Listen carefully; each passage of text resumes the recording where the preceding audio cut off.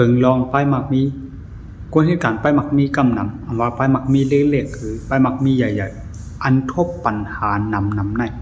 ย้อนเพราะว่าคนเหตุการณ์ไปหมักมีก่อนนั้นลืมเฮ็ดเปิงลองไปหมักมีนะครับเหตุการณ์ไปหมักมีคืบหน้าสิบอกคืบหน้าหมายถึงว่ามันขึ้นสร้างขึ้นสูงมันขึ้นใหญ่หมายที่2ค่ะเก็บเงินอะไรครับเงินในอะไรไม่เอาก้วยหนาห้ามหายแบบเงินในอะไรไม่เอาหายแบบหมายที่3ค่ะปล่อยการอะไรครับเจ้าการมังก้อใน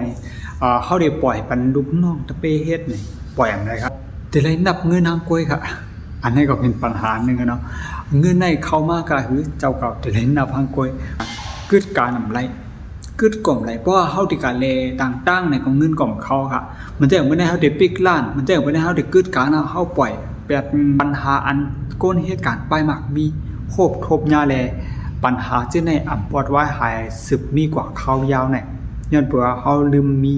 เปิงลองไปหมักมีนะครับในเขามาอุกด้วยไล่แก้ปัญหามันเฮ็ดจึงหือมันติเฮ็ดจึงหือเฮ็ดอะเปิงลองไปหมักมีมาใน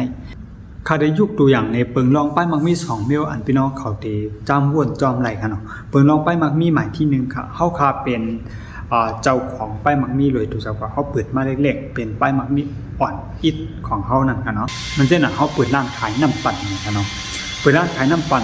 เขาถึงเฮ็ดเปิดลองป้ายหมักมีเขาเล็กๆมันจะมีตีแต่มาแล้วตีเหย่าตีเขาว่าอินพุตเอาพุตนี่ค่ะเนาะมันจะมีจังได๋ค่ะเนาะเขาเลยเฮ็ดไว้เป็นคักเป็นตอนจึงหือจ่องมันยุงยาง5จ่องมัน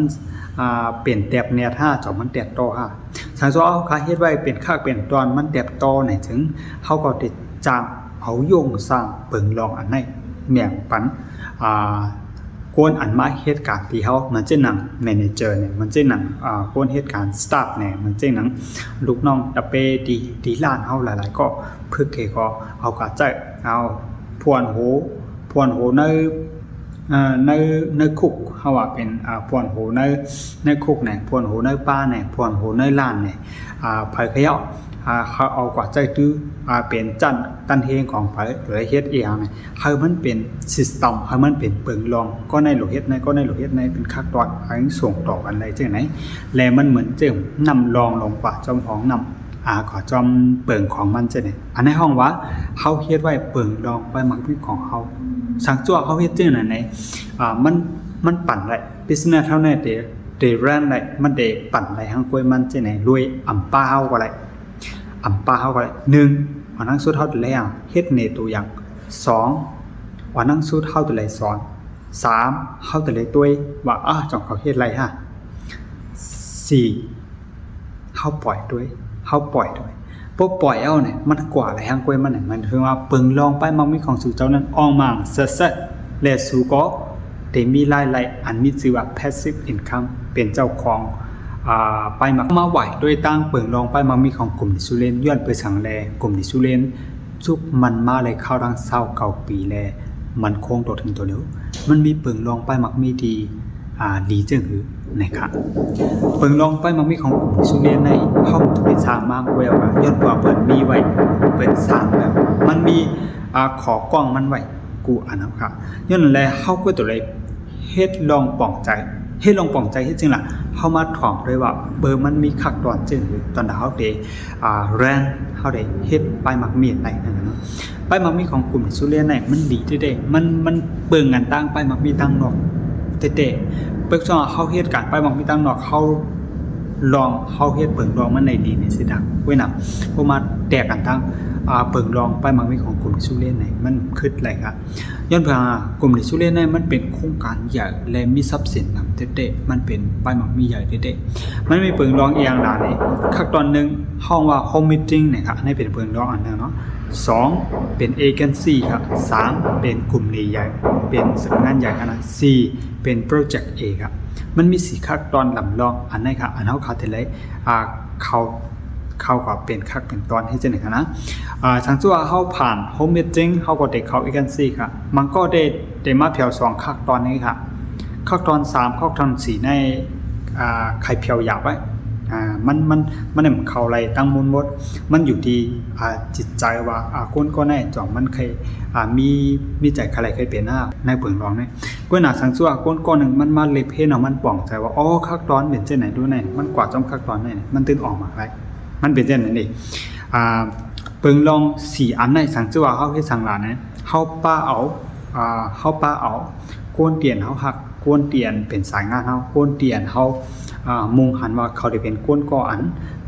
สร้าง business owner เป็นป้ายมักมีเป็นโกนเหตุการณ์ป้ายมักมีอะไรก่อนี่เฮาเป้าเขาก่อนนะเปิงดองนะเป็นคักเป็นตอนต่อถึงก่อขึ้นเฮียนอันมีชื่อว่า project A เป็นหมายที่4นี่นะ project A นั่นเป็นพึกษรตาได้เป็นผู้นำนั่นเพราะคำสีคักตอนในยาวไหนอยู่ย้ำว่าก้นก่อนคำสีคักตอนในเปิงลองไปหมักมีดนั่นเองได้เป็นผู้นำดีและได้ออกหมักและมีรายละเอียดในกลุ่มสุเรนในอยู่อ่ำห่างนะครับทางตัวเขาคาป้าเอาก้นสีก่อมาเข้าเป็นคักเป็นตอนนั่นเองแต่2 ปีเนี่ย3 ปีเลยซ้ำก้นสีก่อในป่องใจเข้าใจเปิงลองไปหมักมีของกลุ่มสุเรนโยก็พูดถึงในถึงการเฮาก็เย่านะการเฮาก็เย่าครับการเฮาเย่า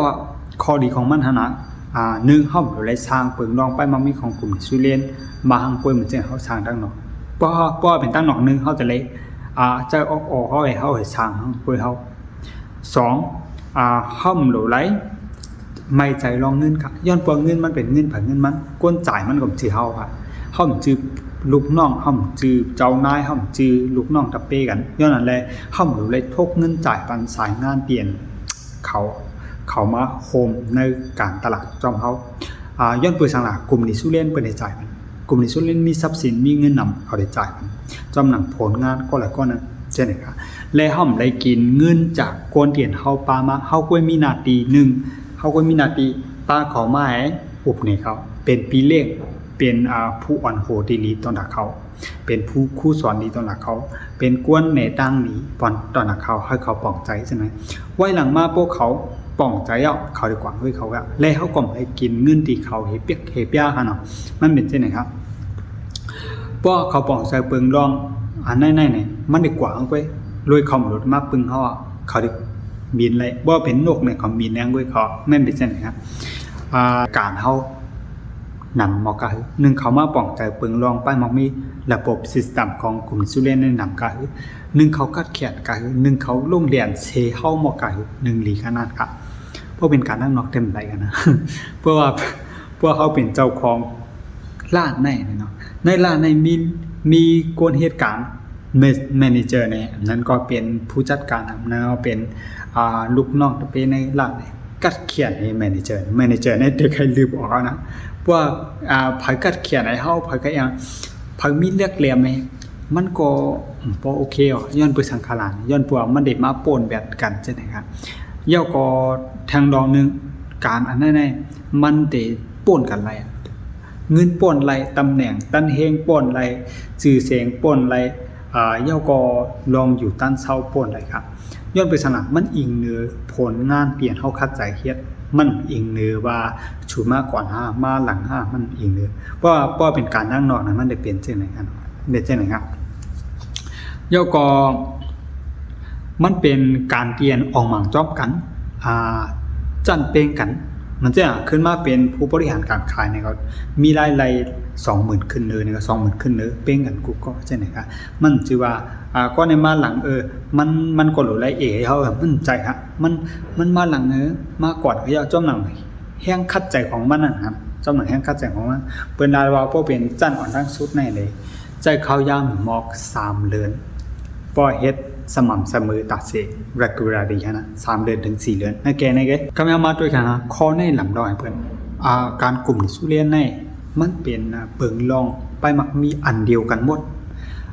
เจียงใหม่ก็เป็นอันแนวเมืองฝางก็เป็นอันแนวแม่ไสก็เป็นอันแนวกรุงเทพก็เป็นอันแนวอยู่ที่ไรก็เป็นอันแนวย้อนปวงมันเป็นอันเดียวกันไปแหละพี่น้องขอวนด้วยค่ะเพราะเขามีสายงานการตลาดเครือข่ายเฮาอยู่กูตีเนี่ยเขาเจ้าเปิงลองไปมักมีเหมือนกันตั้งเฮาเนี่ยเพราะก็คบกันเฮาก็สอนบันสายงานเขาว่ามันสอนง่าย เฮาก็อุบนี่ใช้งานก็น่ะมันป้องใจกันกวนกูก็เฮ็ดเหมือนกันหมดเนี่ยซิสเต็มมันเป็นอันเดียวกันเนี่ยที่แลมันเต็มกว่าตั้งนานเลยครับที่เนี่ยมันขึ้นอย่างไรครับย้อนไปทางในกวนมันก็ขึ้นเยอะมาสูงไว้ในย้อนบอกเขาป้องใจเปิงลองไปมักมีของกลุ่มในสุเรนอันนี้กำเนิดสุดวันเหมือนในคามาอุบในพี่น้องเขาเปิงลองไปมักมีแค่พี่น้องเขาป้องใจว่าเปิงลองไปมักมีในปัจจัยเหตุการณ์ไปมักมีของทุกเจ้าเก่าได้สังที่อันไปมีไปมักมีของทุกเจ้าเก่าได้สังแค่กูก็เข้าใจว่นถึงเปิงลองไปมักมีนะครับเพราะเดสร้างไปมักมีค่ะเนาะท่านว่าเผอหมอเฮ็ดเปิงลองไปมักมีเลยใครสร้างไปมักมีได้จังกลุ่มนี้สุเรนในเปิ้นมีเปิงลองไปมักมีซิสเต็มมันดีไว้นั่นน่ะแหละพี่น้องเขาตัดสินใจมาเล็บเห็นด้วยบ่ป้องใจเอาก็ป้องใจเอาค่ะบ่เฮ็ดเยาก็เฮ็ดเยาค่ะบ่สร้างเยาก็สร้างเยาค่ะนั่นแหละบ่ว่าเผอใครฮู้เนี่ยจึงถามมาอะไร